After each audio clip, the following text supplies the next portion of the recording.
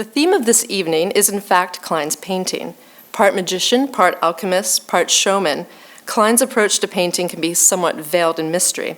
How did he achieve such luminous textured surfaces? What exactly is International Klein Blue, and how is it different from any other ultramarine pigment? Tonight's speaker, Christa Haiml, is going to shed light on these topics in a discussion about the artist's materials and working process. As a conservator, Christa has performed restorative treatment of the painting Blue Monochrome IKB, owned by the Menil Collection in Houston. So in addition to addressing the technical aspects of Klein's work tonight, we will also learn about some of the issues surrounding the protection of Klein's delicate monochromes. Like, I want to know, what do you do when there's a thumbprint in the middle of a luminous IKB surface? Christa Haiml received an MA in Art History and French from the University of Vienna and a postgraduate diploma in the conservation of easel paintings from the Courtauld Institute of Art in London. She completed an advanced level internship at the Guggenheim Museum in New York and an Andrew W. Mellon Fellowship at the Menil Collection in Houston, and has worked in the Netherlands for the Dutch State Collection and the Kroller-Müller Museum. She is currently working in private practice in Vienna, Austria, and teaching in the program for conservation and restoration of modern and contemporary art at the Academy of Fine Arts, Vienna. Ladies and gentlemen, please help me welcome Christa Haiml to the stage.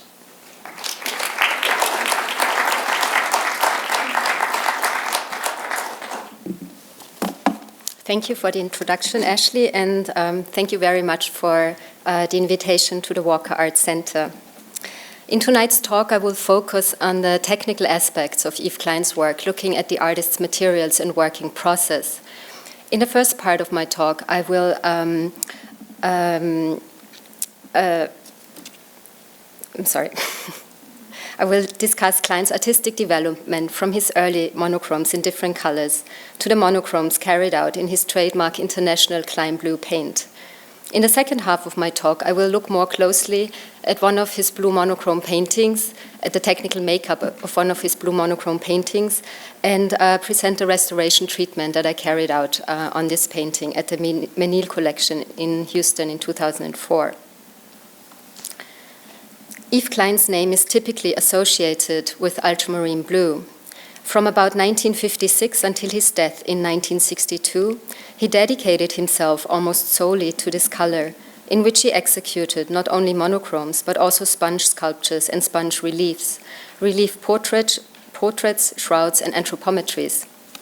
A central aspect of Klein's blue monochrome paintings is his pursuit of the indefinable.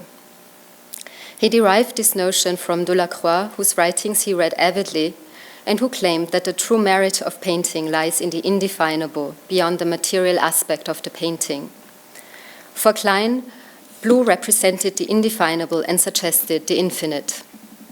He did not see his monochrome paintings as his final works. To him, quote, "My monochrome paintings are the preparation for my work.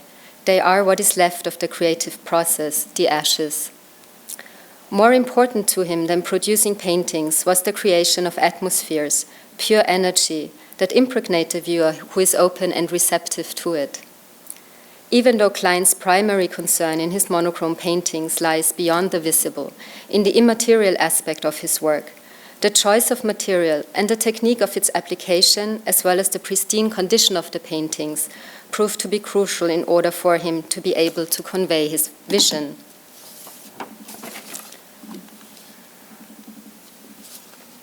Yves Klein's first passion in life was judo.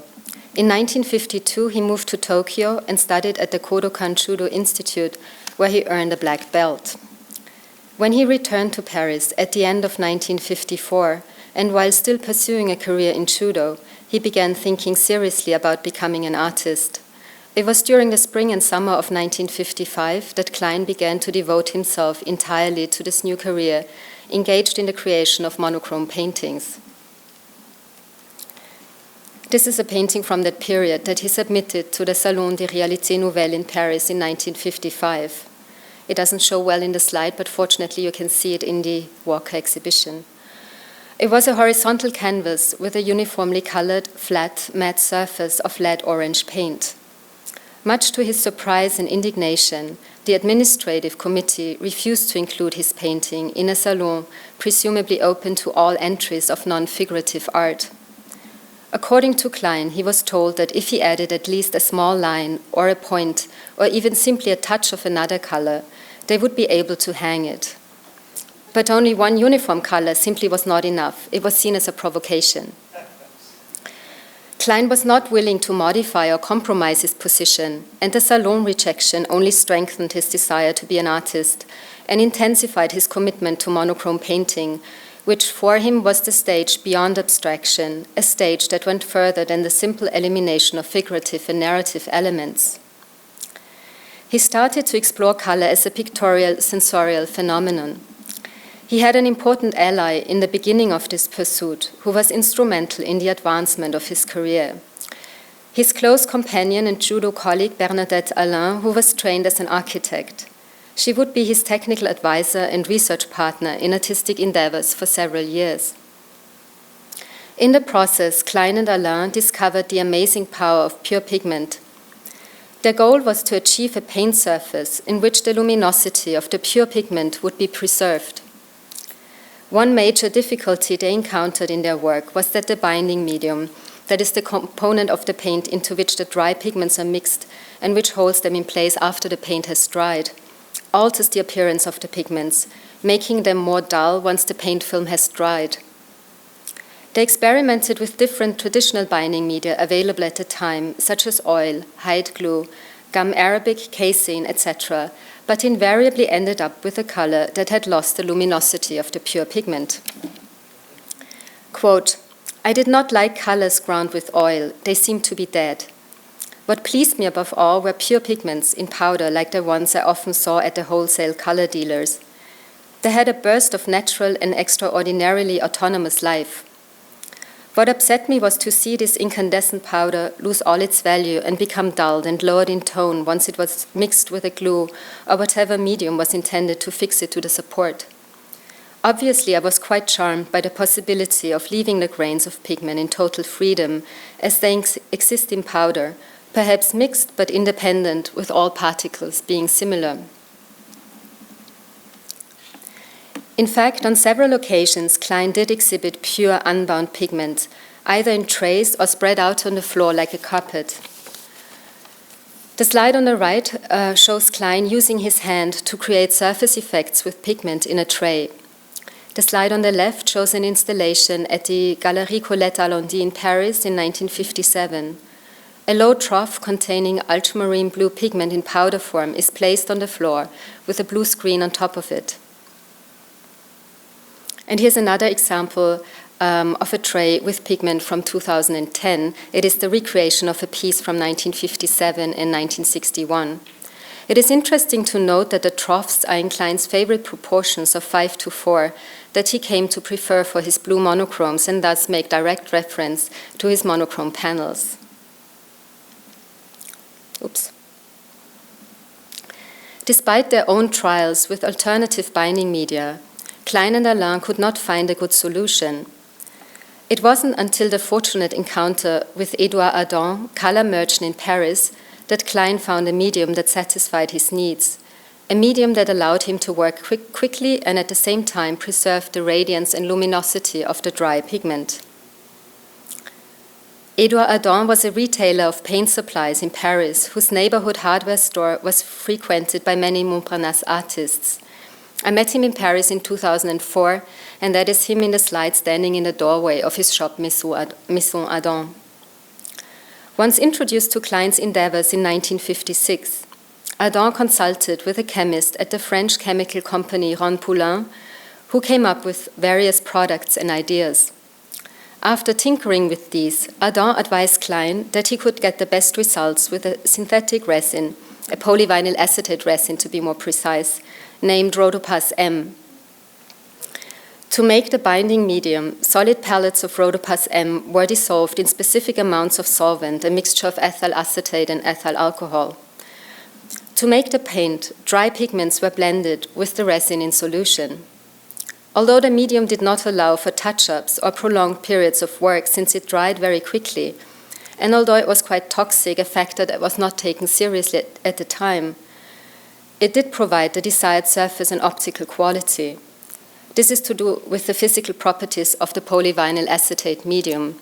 I'm just going to say a few sentences about these properties for those who are interested in the very technical details. For those who aren't, please bear with me, it's only going to be a paragraph. There are several factors that contribute to the matte appearance of the IKB paint. One is that polyvinyl acetate consists of long chain molecules that enfold the pigment particles, but are too large to fill in the gaps between the particles. This results in an uneven surface and light scattering that makes the surface appear matte. The fast evaporation of the solvent in the paint mixture also contributes to its matte appearance. Moreover, polyvinyl acetate has a high adhesive strength and therefore a low concentration of the polymer is sufficient to bind the pigments, resulting in a matte surface appearance. Furthermore, pigment and binder have a similarly low refractive index, which minimizes the change in optical quality of the pigment once it is surrounded by the binding medium. Klein readily embraced the new medium for his paintings and used it exclusively from then on.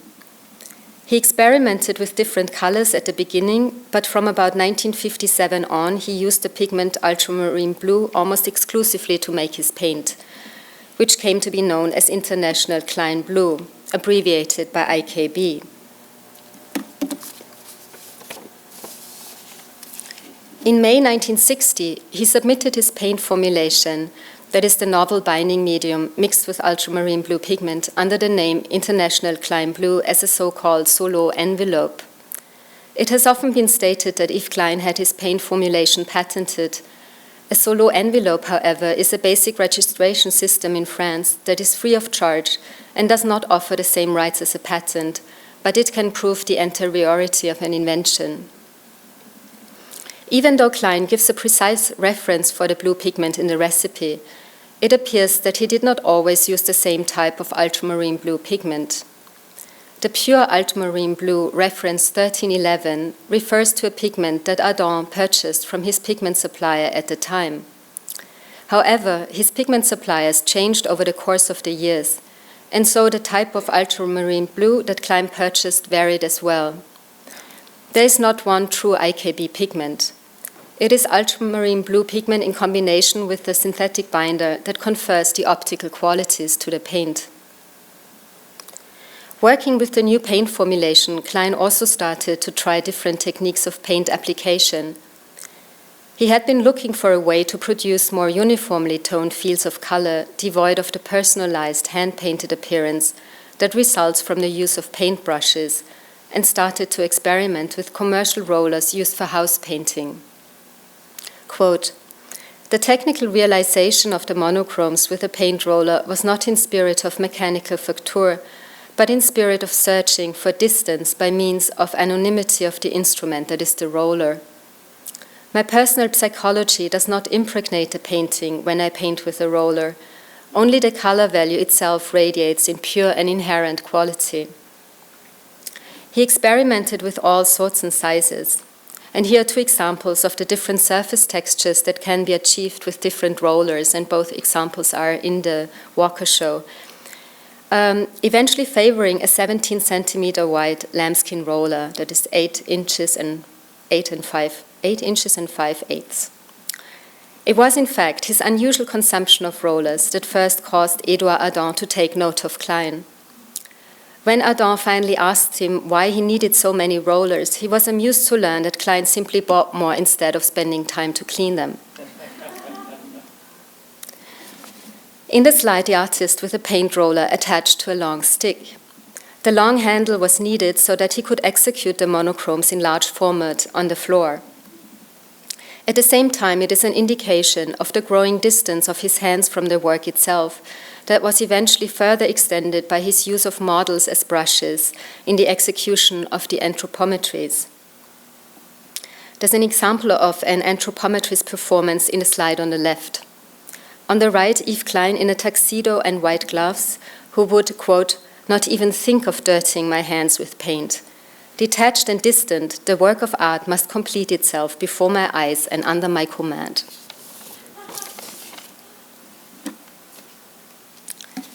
Between 1955 and 1957, Klein made paintings of different colors and sizes using the new binding medium. They range from very small, 5 by 2 inches, to the large size of the orange monochrome submitted to the Salon. Virtually all are untitled and rectangular in shape, although there are some square compositions and some with extremely elongated proportions. In many cases, Klein did not indicate whether a painting should be hung horizontally or vertically. He did, however, ultimately advise that it did not matter. Both possibilities were acceptable, and one might even alternate the orientation over time. Klein also tried out many kinds of surface textures, obtaining very different results according to the kind of roller he used and according to the proportions of dry pigment and binding medium. Some works are flat and thinly painted, many are dry and grainy or lush and velvety. Still others have highly textured surfaces with an almost relief-like appearance. In 1956, Klein showed about 10 monochrome paintings of varied colors and sizes at the Galerie Colette Allendy in Paris in an exhibition titled Yves Monochrome Propositions. The effect of very horizontal and very vertical works of disparate hues hung in an eccentric manner, up and down and all across the walls, was startling to the viewers. Some viewers felt provoked, but mainly they were confused about why a painter would focus exclusively on color and create monochrome paintings. To this, Klein responded, quote, "I seek to put the spectator in front of the fact that color is an individual, a character, a personality. I solicit a receptivity from the observer placed before my works. This permits him to consider everything that effectively surrounds the monochrome painting. Thus, he can impregnate himself with color, and color impregnates itself in him. Thus, perhaps, can he enter into the world of color." Klein was greatly troubled by the typical response to the Allendy exhibition, the fact that the viewers would not take in the color and presence of each individual painting, but rather view them all together as a sort of decorative polychromy. Therefore, during the summer of 1956, Klein decided to focus on a single color in his next exhibition. Not by chance, the color he chose was a deep ultramarine blue. He had a personal affinity with the blue, the color of the endless sky and sea that so dominates the visual landscape of the Mediterranean coast, where he was born and spent parts of his childhood. It was in Nice in 1948 that, when Klein and his friends Claude Pascal and Armand decided to divide up the universe amongst themselves, that Klein chose the sky and marked it with his signature. By doing this, he designated the sky as a kind of painting, a transparent, immaterial one. As a result of this gesture, he later identified the sky as his first and biggest monochrome. And so, after he showed his monochrome propositions at Colette Allendy in 1956, began what Klein himself called his blue period. Even though this designation accurately describes the color that came to mark his art, it also establishes a playful and self-aggrandizing link with the blue period of Picasso. As opposed to his predecessor, who used blue to convey sadness, loneliness, and poverty, Klein turned away from the gloomy connotations of blue. For him, blue signified the indefinable and the boundlessness of space. His next exhibition at the Galleria Apollinaire in Milan, called Monochrome Proposition, Blue Period in 1957, was a dramatic display of 11 monochrome panels, all the same deep ultramarine blue, all of unframed and all the same format. The paintings were attached to poles bracketed out from the wall about 8 to 9 inches, so that a sense of spatiality prevailed. In the photograph is Klein looking at one of the works in the Milan exhibition from up close. He does mention in his writings that he always looks at his works from very near. The monochromes in this exhibition are characterized by a slightly rippled, wavy surface, which is apparent in the photograph. Later on, the surfaces of his monochromes become overall more flat, dry, and grainy. Now that we've arrived at the blue period in the second half of my talk, I would like to focus on a blue monochrome painting, IKB 42, and use it as an example to show the technical makeup of the blue monochromes in more detail. I will also present the conservation treatment that I carried out on this painting following a comprehensive technical study of the work. The structure of IKB 42 is typical of Klein's Blue monochromes. It is executed on medium-weight linen canvas that is stretched around a single piece of plywood. The plywood acts as a solid support behind the canvas to allow for the application of the paint with a roller. It is reinforced with a wooden strainer with 2 horizontal cross members. Klein rounded the corners of many paintings as he did on IKB 42 and exhibited them without a frame in order to reduce the severity of the rectangular shape and to heighten the impression of spatial expansion by means of color. Klein used thumbtacks to attach the canvas to the strainer. Here's a detail of a thumbtack inscribed Bayonet, a brand he frequently used. The work is signed Yves Klein Le Monochrome 1960 in blue paint on the reverse of the plywood panel. The paint layer was applied directly onto the unprimed canvas with a lambskin roller. Roller marks are apparent across the width of the canvas when viewed in raking light. They're approximately 7 inches wide. They're hard to see in a slide, but I will try to point them out if I can. Actually, I can't see them from here. Maybe you may be able to see them.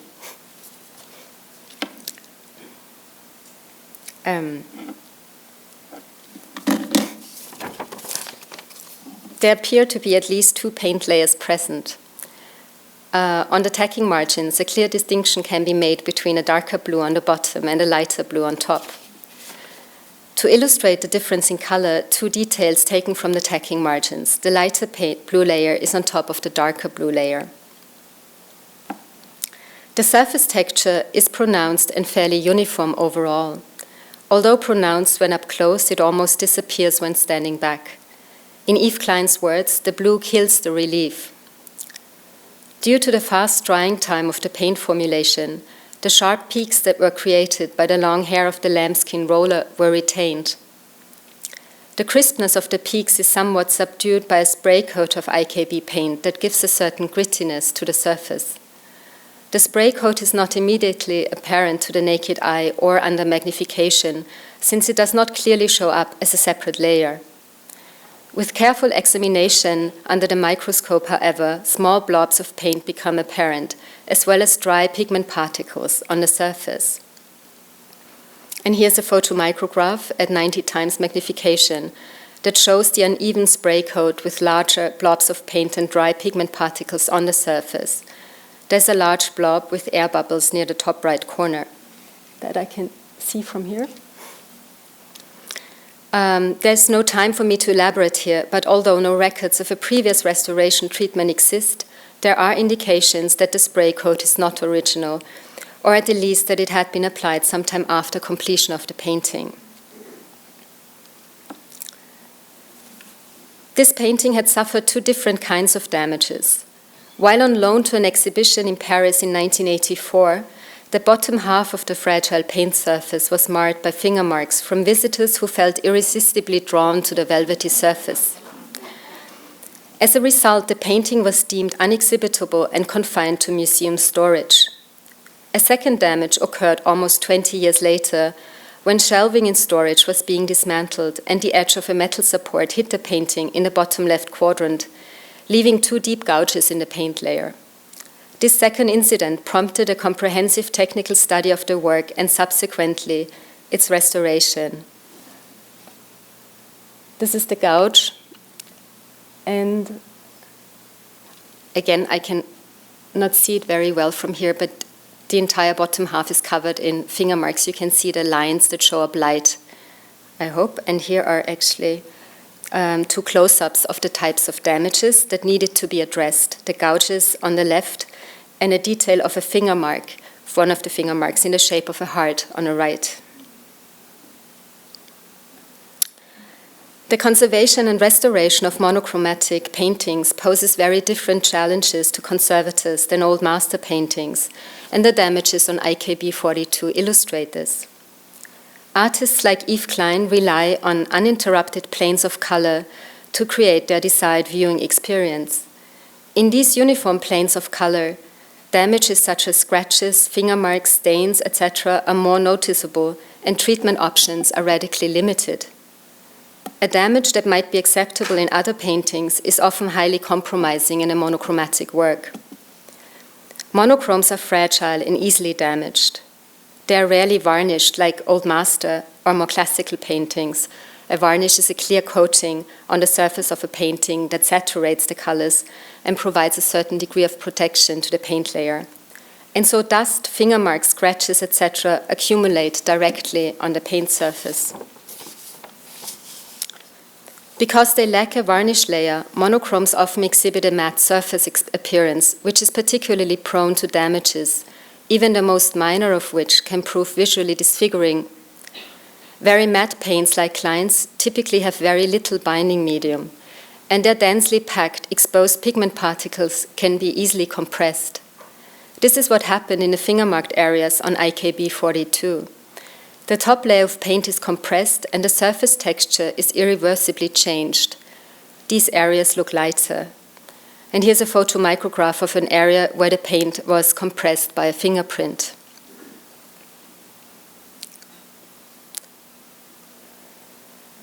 Given the complex surface texture of the painting and its unforgiving nature that defies any experimentation on the original work, an alternative to a more conventional treatment was sought. When a conservator is confronted with a loss in a paint film of a more traditional or old master painting, he will normally fill the area of loss with material to bring it to the level of the surrounding original paint and retouch the fill. In the case of the blue monochrome, this was not possible because of the fragile nature of the paint film that defies any experimentation. So what conservators of modern paintings often do in order to be able to try treatment options or experiment with different materials that cannot be tested on the original is to make small model paintings called mock-ups that closely imitate the painting and its technique. In this case, I fabricated a series of mock-ups trying to mimic the surface of IKB 42 and to help gain an understanding of how Klein achieved a variety of surface textures and hues. Klein's IKB paint formulation was used as a starting point, and the proportions of pigment and medium were modified in order to replicate the original surface texture as closely as possible. To fabricate the mock-ups, I stretched linen canvas around plywood panels as a support. The original binding medium, Rhodopas M, is no longer available, and AYAA, a polyvinyl acetate resin of similar molecular weight, was used as a substitute. Different concentrations of the binding medium were prepared and varying amounts of pigment were added in order to create a range of pigment binder concentrations. 3 different hues of ultramarine blue were tested: ultramarine blue dark and reddish, both from the pigment supplier Kramer, as well as an unspecified ultramarine blue pigment that the conservation department at the Menil collection had ordered directly from Edouard Adam in 1982. The paint was strained through cheesecloth in order to obtain a homogeneous mixture. Klein does not mention this last step in his paint recipe, but there is a photograph of him straining paint through what looks like a stocking while at work for his commission at the theater in Gelsenkirchen in Germany. I used 2 different kinds of paint rollers, foam and lambskin, to apply the paint. The slide shows used foam and lambskin rollers that Klein turned into a sculpture by attaching them to a perforated metal plate. It's also on view in the Walker exhibition. The art-making tool becomes the art, just as with the sponges that he made sculptures of or attached to blue monochrome panels. Each band of paint on the mock-ups was painted out in 3 passes as suggested by the artist's widow, Rotraud Klein-Moquet. It became apparent that a whole range of textures, hues, and saturations can be achieved depending on the kind of roller, the number of paint layers, the evaporation rate of the paint mixture, the concentration of the binding medium, the pigment volume concentration, and the type of ultramarine blue pigment. It was found that in general, foam rollers create a smoother texture, and the long hair of the lambskin rollers creates a rougher texture. Because of the different absorbency of the two materials, the same paint mixture will result in a darker and more saturated paint when applied with the foam roller, and a lighter and more underbound paint when applied with the lambskin roller. That is because the long hair of the lambskin roller absorbs much of the binding medium. Experimentation with the paint application confirmed that the fast drying time of the paint does not allow for more than 3 or 4 passes without picking up the underlying paint that is already beginning to dry. However, once the first layer has completely dried, a second paint layer can be applied without disrupting the first one. This slide shows a mock-up where between 1 and 3 paint layers were painted out. There is 1 paint layer on the left, 2 in the center, and 3 on the right. It is interesting to note that a second layer of the same paint formulation on top of the first layer resulted in a much lighter, more matte and less saturated paint surface. There is comparatively less difference in color between the second and the third paint layers. This would explain the color difference in the 2 layers apparent on the tacking margins of IKB 42. A second application of the same paint formulation makes the paint surface appear lighter and more matte. Speeding up the evaporation by adding the fast evaporating solvent acetone equally makes the paint surface appear more matte. The closest replication of the paint surface of IKB 42 was achieved by lowering the binding medium concentration to 10%, increasing the pigment volume concentration to 60%, and by applying the paint with a lambskin roller. And this is what the mock-up looks like. Once a close replication of the original surface texture had been achieved in a mock-up, a silicone mold was taken from the mock-up in order to create an insert to be attached to the gouges. The exact outlines of the gouges were then transferred and cut from the mold. Because the larger gouge was deeper in the center and shallow around the edges, the mold was cut in several pieces, 1 for the center part and 3 to fit around the edges. For the smaller gouge, a single insert was sufficient. In the slide, the mold for the smaller gouge is on the left, the molds for the larger gouge are on the right. In preparation for the cast, a number of different binders were tested for visual appearance and handling properties. However, the original paint formulation, modified as in mock-up number 7 described earlier, was the only one of the tested materials to imitate the original paint surface in a satisfactory way. The pigment mixture was established empirically by painting out different hues of ultramarine blue, the same hues that were used for the mock-ups, both pure and in mixtures. A 1-to-1 mixture of ultramarine blue dark and ultramarine blue reddish pigment provided the best match. IKB paint was applied onto the mold as thinly and evenly as possible with a small bristle brush. In order to improve the handling properties of the fragile insert, a small piece of Japanese paper, previously cut to the shape of the mold, was attached to the paint layer while still wet. Once dried, the paint could be easily separated from the mold. The slide shows 2 test inserts created from the molds. The small insert on the left is face down to show the Japanese paper on the reverse. It's hard to see, but you can see the small portion that extends beyond the edge of the paint. Once removed from the mold, a thin spray coat was applied onto the front of the inserts in order to replicate the distinctly gritty texture of the painting. A number of adhesives were tested to attach the inserts onto the damaged areas. The adhesive with the properties best suited to the task was chosen, and then the inserts were attached to the gouges. This is a slide during treatment with the insert attached to the smaller gouge.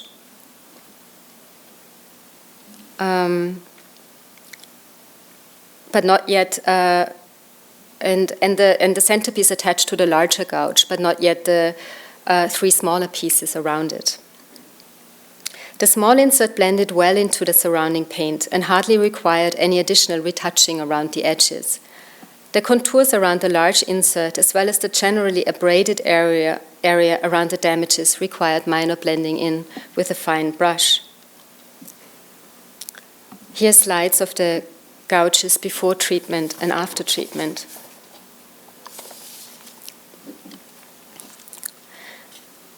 The finger marks were generally confined to the very surface of the painting, compressing the top spray coat and making the paint appear lighter. In the slide on the left, once again the detail of the heart-shaped finger mark. In the slide on the right, a detail of a finger mark at 30 times magnification. In order to visually reintegrate these areas by making them darker in tone and by restoring the grittiness of the surrounding paint to them, a light spray coat was applied with an aerosol sprayer through mylar templates cut to match the configuration of the finger marks.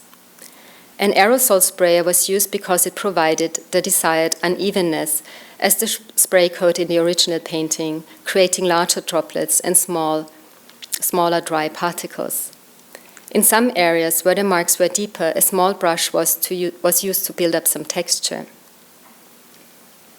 The slide on the left shows a mylar template and the aerosol spray in front of the painting.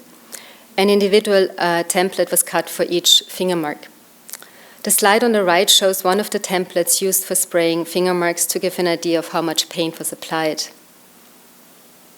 And here's another detail of the area of the gouges that includes a finger mark running diagonally across the top right corner of the slide. Before treatment on the left and after treatment on the right. And the last couple of slides, an overall view before treatment and after treatment in specular light, and details of the bottom half. This comprehensive technical study of a monochrome painting by Yves Klein allowed me to gain a deeper insight into his choice of materials and his working methods, which proved crucial in devising a restoration treatment. In order to reintegrate the missing and damaged areas in a most unobtrusive manner possible, it was found essential to use materials that had the same or very similar properties as the original ones, and to employ the same application technique as the artist. Due to the unforgiving nature of IKB 42, it was extremely helpful to devise a treatment in which the two main visual components of the painting, color and texture, could be developed in separate steps before working on the painting itself. Yet, even though Klein's painting technique can be imitated by experimenting with his paint formulation, the quintessence of Klein's unencumbered color owes its vitality and beauty to the magic of the artistic endeavor, a factor that can never be measured or duplicated. Thank you for your attention.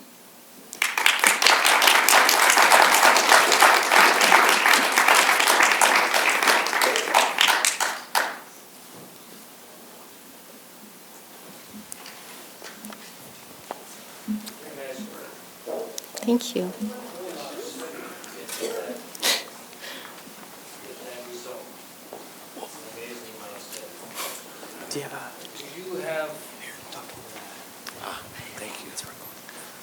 Here we go.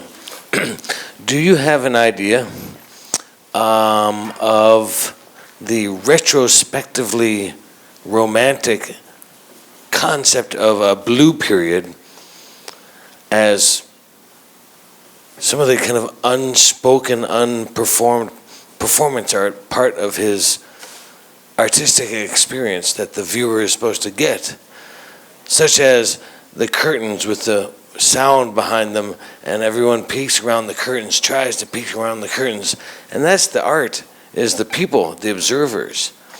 Do you understand kind of, it's a conceptual art element, and I would love to have you grab any element of what I just said and go off with it. No, really, please, thank you. I'm not quite sure I fully understood your question. Can you make a question out of it? Yes, let's make a question out of it. So, thank you, thank you. Can you expound somewhat to give us an idea, if you have studied more than just his pigment and how he applied it and how he resulted in the texture. What conceptual elements of the viewers of his art were supposed to, the interaction of the viewer with the work and the concepts that he was looking, such as the blue. That's all he worked in after a while. He only worked in those other colors to emphasize how strong the blue was. Would you please speak to the power of the blue? I feel like I spoke about the power of the blue at length and why he came to choose the blue color. So I would rather not repeat that now. Thank you. That's good. Thank you for your presentation. I did want to ask whether you had ever restored anything else by Yves Klein, and if so, if your techniques were different in approaching this painting. Actually, this was the only work that I restored by Yves Klein. Only this blue. I've looked at other types of work by him and examined these works, but I have not restored any other works by him. How did they choose you then to do this restoration?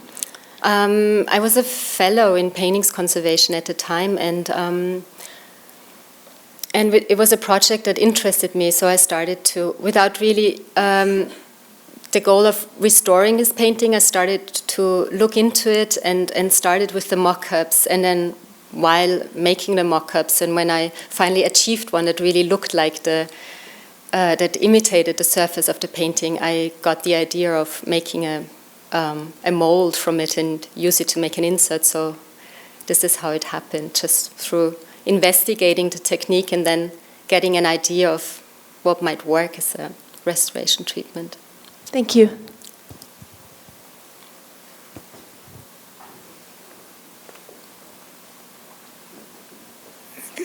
Can you look at art, or do you spend all your time looking for flaws? Yeah, it's maybe difficult for conservators sometimes, but I feel like I can look at art. I get better and better at it. Yeah, I do get close to works. Usually I make a little dance in front of a painting. I go very close and then go back and try to see the art and not the damages.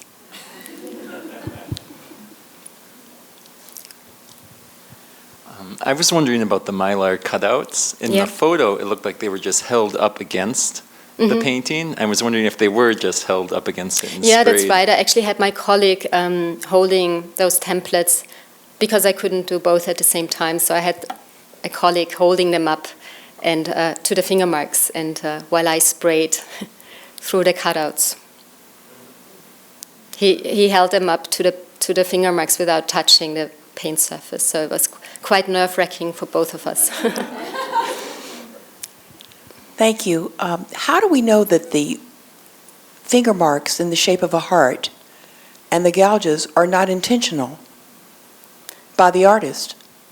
Oh, well, the finger marks happened when it was on view at an exhibition in Paris. So it was quite clear because that these were new damages. Actually, the pigment could be seen on the floor also, and it was.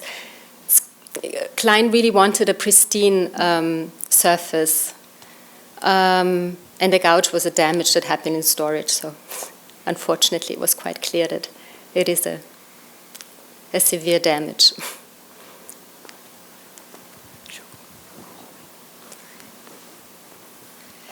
I have a question regarding the heart as well.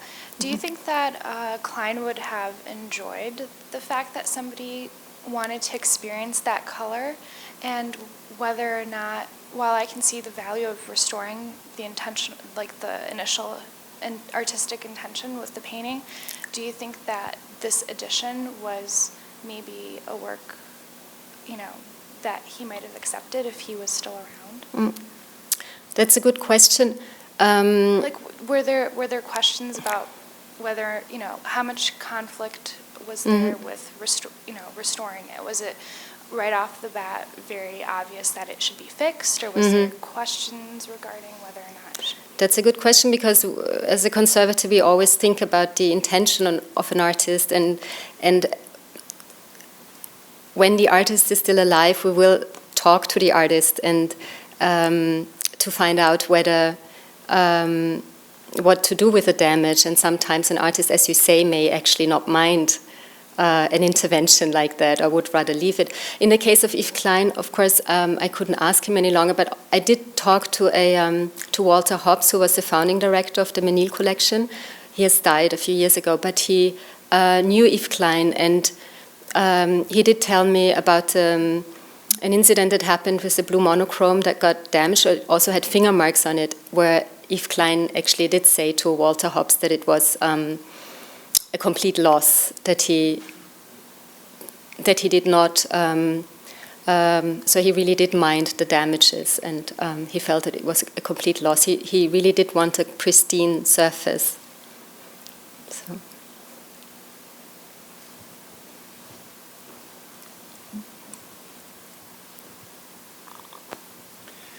At some point, Klein decided that the ultramarine blue, gold, and pink were a spiritual trio for him.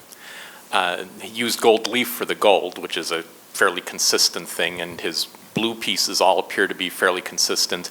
At least the examples in the show here of his pink works seem to be quite variable. Do we know what he used for pink? Did he use something unstable, or did he use a lot of different things? Yeah, he did.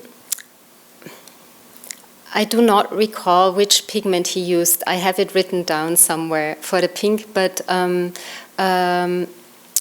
pink pigment he used, I believe, was not light fast. And you can see when you look at these examples that there's quite a variety. There are lighter areas and darker areas, and it looks like it's pigment that has partly faded, whereas the ultramarine blue is very stable and light fast, so you don't get that variation in the paint surface. But unfortunately I do not know which pigment he used for the red monochromes. Hi, I came in late and you might have gone over this, but I'm curious as to the copyright aspect of sort of creating that international blue. When you reach this point, a lot of the things that you were speaking about tonight had a great sense of sort of whimsy or surrealism, signing his name to the sky and stuff like that. How seriously did he take the copywriting process, and has there been any sort of enforcement to do with that? Did he go any farther with that in his career, or was that just a sort of a statement as I can move into this field and make my art here and then move out again, as far as getting it so bureaucratic?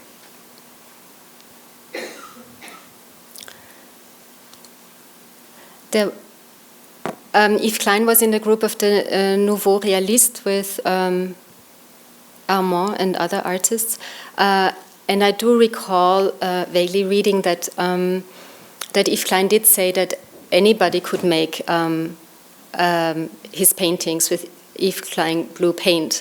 So that is written somewhere, even though I don't know how he would actually have reacted to it if people did do that and want to sell them as the Yves Klein blue paintings. Yeah.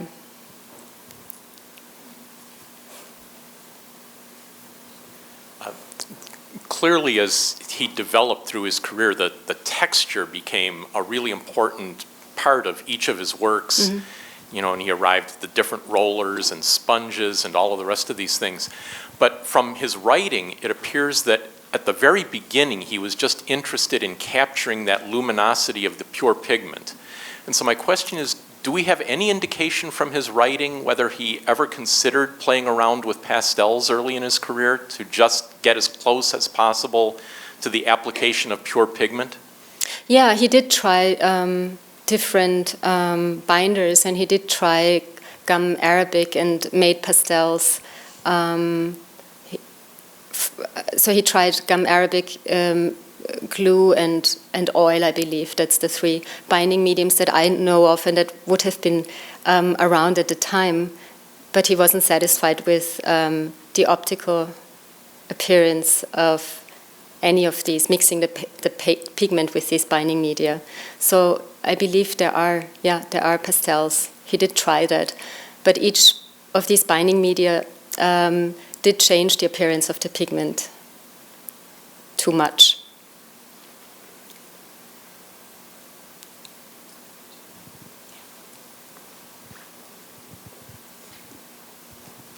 I was really amazed by the idea for the mold, and that's something I never would have thought of. And I was wondering if there were other ideas that you had thought of beforehand to recreate the texture in a painting when it's been so damaged and it's so difficult. Did you have other ideas first?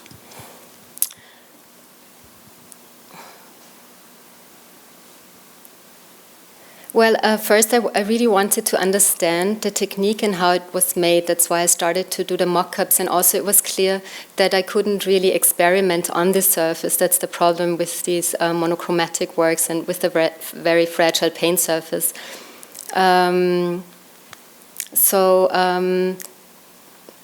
was out of the question that I would just make up paint and try and fill and retouch the area of loss, because if it doesn't, maybe it would work, that you could reconstruct the texture, but if it doesn't, you cannot really remove it, or you will make the damage worse. So it was really through the process of working on the mock-ups that I came to the idea with the molds. And I did not have any other solutions. So since this worked out, I stuck to that. Yeah. Question. As a professional conservator, sorry. Oh, yeah. So it's me up here. As a professional conservator, can you give us an idea how,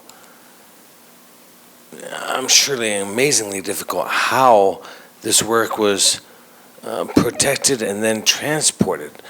I used to be an oil painter. I know how difficult it is to ship an oil painting across the country.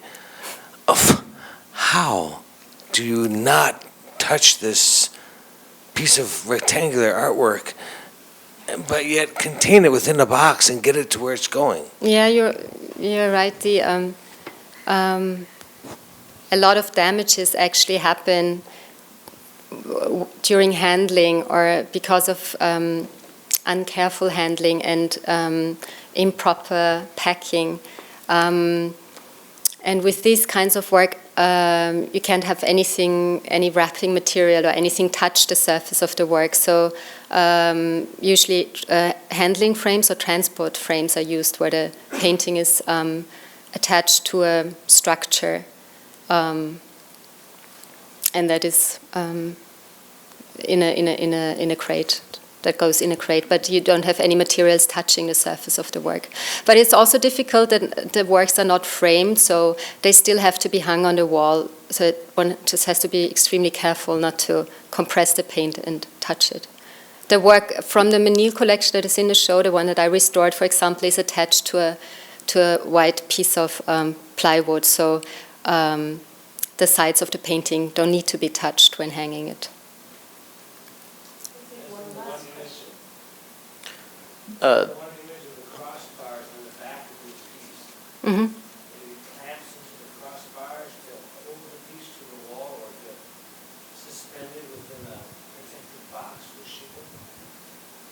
Yeah, there are different ways of, museums deal with that differently, but it is a problem.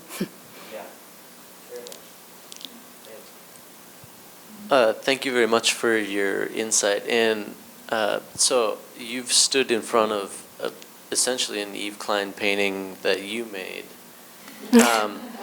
And I think he was, a lot about, spirituality and the experience of standing in front of one of his paintings. And do you get a different feeling standing in front of something that was made with Yves Klein's hand versus something that you made that looks very, very similar? Oh, yes, of course. And which do you prefer? Definitely the artist. Yes. Even though I have one of my mock-ups in my apartment. I would rather have one by Yves Klein, but I only have my own.